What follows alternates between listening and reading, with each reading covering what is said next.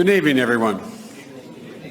Just a few days ago, a little before 2:30 a.m. in the morning, a man smashed the back windows and broke into the home of the Speaker of the House of Representatives, the third highest ranking official in America. He carried in his backpack zip ties, duct tape, rope, and a hammer. As he told the police, he had come looking for Nancy Pelosi, to take her hostage, to interrogate her, to threaten to break her kneecaps. But she wasn't there. Her husband, my friend Paul Pelosi, was home alone. The assailant tried to take Paul hostage. He woke him up. He wanted to tie him up. The assailant ended up using a hammer to smash Paul's skull. Thankfully, by the grace of God, Paul survived. All this happened after the assault, and it's hard to even say. It's hard to even say. After the assailant entered the home asking, "Where's Nancy?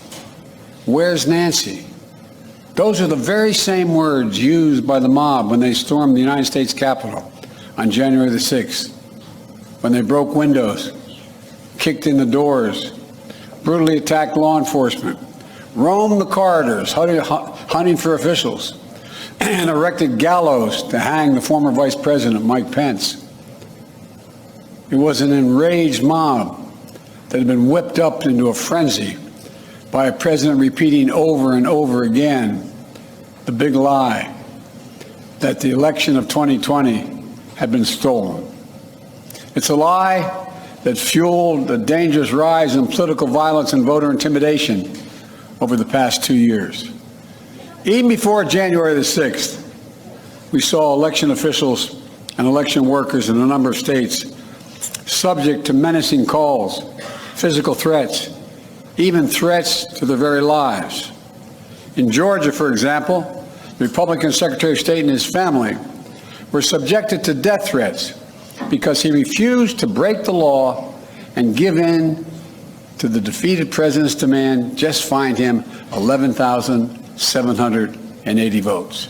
Just find me 11,780 votes. Election workers like Shay Moss and her mother Ruby Freeman were harassed and threatened just because they had the courage to do their job and stand up for the truth, to stand up for our democracy. This institution, this intimidation, this violence against Democrats, Republicans, and nonpartisan officials just doing their jobs are the consequence of lies told for power and profit, lies of conspiracy and malice, lies repeated over and over to generate a cycle of anger, hate, vitriol, and even violence. In this moment, we have to confront those lies with the truth. The very future of our nation depends on it. My fellow Americans, we're facing a defining moment, an inflection point. We must, with one overwhelming, unified voice, speak as a country and say there's no place for voter intimidation or political violence in America, whether it's directed at Democrats or Republicans. No place, period. No place ever. I speak today near Capitol Hill, near the U.S. Capitol, the citadel of our democracy. I know there's a lot at stake in these midterm elections, from our economy to the safety of our streets, to our personal freedoms, the future of health care, Social Security, Medicare. It's all important. But we'll have our differences. We'll have our difference of opinion. And that's what it's supposed to be. But there's something else at stake. Democracy itself. I'm not the only one who sees it.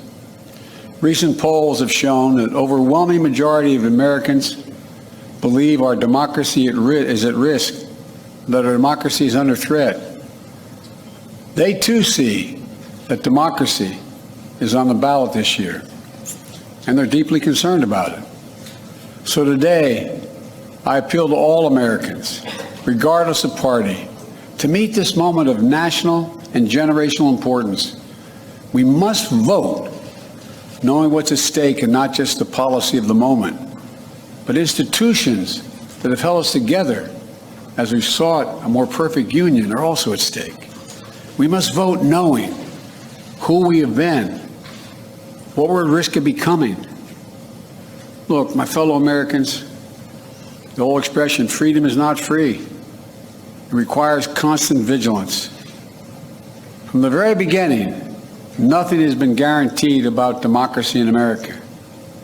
Every generation has had to defend it, protect it, preserve it, choose it. For that's what democracy is. It's a choice, a decision of the people, by the people, and for the people. The issue couldn't be clearer in my view. We, the people, must decide whether we'll have fair and free elections, and every vote counts. We, the people, must decide whether we're going to sustain a republic where reality is accepted, the law is obeyed, and your vote is truly sacred. We, the people, must decide whether the rule of law will prevail, whether we will allow the dark forces to thirst for power put ahead of the principles that we've long guided us. You know, American democracy is under attack because the defeated former president of the United States refuses to accept the results of the 2020 election. He refuses to accept the will of the people. He refuses to accept the fact that he lost. He has abused his power and put the loyalty to himself before loyalty to the Constitution. And he's made a big lie an article of faith in the MAGA Republican Party, the minority of that party. The great irony about the 2020 election is that it's the most attacked election in our history, and yet, there's no election in our history that we can be more certain of its results. Every legal challenge that could have been brought was brought. Every recount that could have been undertaken was undertaken. Every recount confirmed the results. Wherever fact or evidence had been demanded, the big lie has been proven to be just that, a big lie, every single time. Yet now, extreme MAGA Republicans aim to question not only the legitimacy of past elections, but elections being held now and into the future. The extreme MAGA element of the Republican Party, which is a minority of that party, as I said earlier, but is this driving force, is trying to succeed where they failed in 2020, to suppress the right of voters and subvert the electoral system itself. That means denying your right to vote and deciding whether your vote even counts. Instead of waiting until an election is over, they're starting well before it. They're starting now. They've emboldened violence and intimidation of voters and election officials. It's estimated that there are more than 300 election deniers on the ballot all across America this year. We can't ignore the impact this is having on our country. It's damaging, it's corrosive, and it's destructive. And I want to be very clear. This is not about me. It's about all of us. It's about what makes America, America. It's about the durability of our democracy. For democracies are more than a form of government. They're a way of being, a way of seeing the world, a way that defines who we are, what we believe, why we do what we do. Democracy is simply that fundamental. We must, in this moment, dig deep within ourselves and recognize that we can't take democracy for granted any longer. With democracy on the ballot, we have to remember these first principles. Democracy means the rule of the people, not the rule of monarchs or the moneyed but the rule of the people. Autocracy is the opposite of democracy. It means the rule of one person, one interest, one ideology, one party.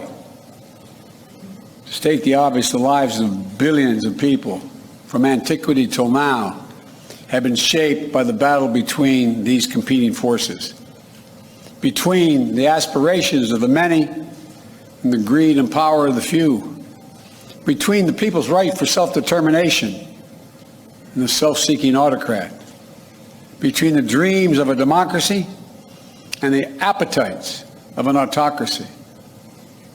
What we're doing now is going to determine whether democracy will long endure. It, in my view, is the biggest of questions. Whether the American system that prizes the individual, bends towards justice, and depends on the rule of law, whether that system will prevail. This is the struggle we're now in. A struggle for democracy, a struggle for decency and dignity, a struggle for prosperity and progress, a struggle for the very soul of America itself. Make no mistake, democracy is on the ballot for all of us. We must remember that democracy is a covenant. We need to start looking out for each other again, seeing ourselves as we the people, not as entrenched enemies. This is a choice we can make. Disunion and chaos are not inevitable. There's been anger before in America. There's been division before in America. But we've never given up on the American experiment. We can't do that now. The remarkable thing about American democracy is this: just enough of us, on just enough occasions, have chosen not to dismantle democracy, but to preserve democracy. We must choose that path again. Because democracy is in the ballot, we have to remember that even in our darkest moments, there are fundamental values and beliefs that unite us as Americans. And they must unite us now. What are they? Well, I think first, we believe the vote in America is sacred, to be honored, not denied, respected, not dismissed, counted, not ignored. A vote is not a partisan tool to be counted when it helps your candidates and tossed aside when it doesn't. Second, we must, with an overwhelming voice, stand against political violence and voter intimidation, period. Stand up and speak against it. We don't settle our differences in America with a riot, a mob, or a bullet, or a hammer. We settle them peaceably at the ballot box. We have to be honest with ourselves, though. We have to face this problem. We can't turn away from it. We can't pretend it's just going to solve itself. There's an alarming rise in the number of our people in this country condoning political violence or simply remaining silent, because silence is complicity. The disturbing rise of voter intimidation, the pernicious tendency to excuse political violence, or at least trying to explain it away. We can't allow this sentiment to grow. We must confront it head on now. It has to stop now. I believe the voices excusing or calling for violence and intimidation are a distinct minority in America, but they're loud and they are determined. We have to be more determined. All of us who reject political violence and voter intimidation, and I believe that's the overwhelming majority of the American people, all of us must unite to make it absolutely clear that violence and intimidation have no place in America. And third, we believe in democracy. That's who we are as Americans. I know it isn't easy. Democracy isn't perfect. It always has been. But we're all called to defend it now. History and common sense tell us that liberty, opportunity, and justice thrive in a democracy, not in an autocracy. At our best, America is not a zero-sum society where for you to succeed, someone else has to fail. I promise America is big enough. It's big enough for everyone to succeed. Every generation opening the door of opportunity just a little bit wider. Every generation, including those who have been excluded before. We believe we should leave no one behind because each one of us is a child of God. And every person is sacred. If that's true, then every person's rights must be sacred as well. Individual dignity, individual worth, individual determination. That's America. That's democracy. And that's what we have to defend. Look, even as I speak here tonight, 27 million people have already cast their ballot in the midterm elections. Millions more will cast their ballots in the final days leading up to November the 8th. And for the first time, this is the first time since the national election of 2020, once again, we're seeing record turnout all over the country. And that's good. We want Americans to vote. We want every American's voice to be heard. Now we have to move the process forward. We know that more and more ballots are cast in early voting or by mail in America. We know that many states don't start counting those ballots till after the polls close on November 8th. That means in some cases we won't know the winner of the election for a few days after the election. It takes time to count all legitimate ballots in a legal and orderly manner. It's always been important for citizens in democracy to be informed and engaged. Now it's important for citizens to be patient as well. That's how it's supposed to work. This is also the first election since the events of January 6th, when the armed angry mob stormed the U.S. Capitol. I wish I could say the assault on our democracy had ended that day, but I cannot. As I stand here today, there are candidates running for every level of office in America, for governor, Congress, Attorney General, Secretary of State, who won't commit. They will not commit to accepting the results of elections that they're running in. This is a path to chaos in America. It's unprecedented. It's unlawful. And it's un-American. As I've said before, you can't love your country only when you win. This is no ordinary year. So I ask you to think long and hard about the moment we're in. In a typical year, we're often not faced with questions of whether the vote we cast will preserve democracy or put us at risk. But this year we are. This year, I hope you'll make the future of our democracy an important part of your decision to vote and how you vote. I hope you'll ask a simple question of each candidate you might vote for. Will that person accept the legitimate will of the American people, of the people voting in his district or her district? Will that person accept the outcome of the election, win or lose? The answer to that question is vital. And in my opinion, it should be decisive. On the answer to that question hangs the future of the country we love so much and the fate of the democracy that has made so much possible for us. Too many people have sacrificed too much for too many years for us to walk away from the American project in democracy.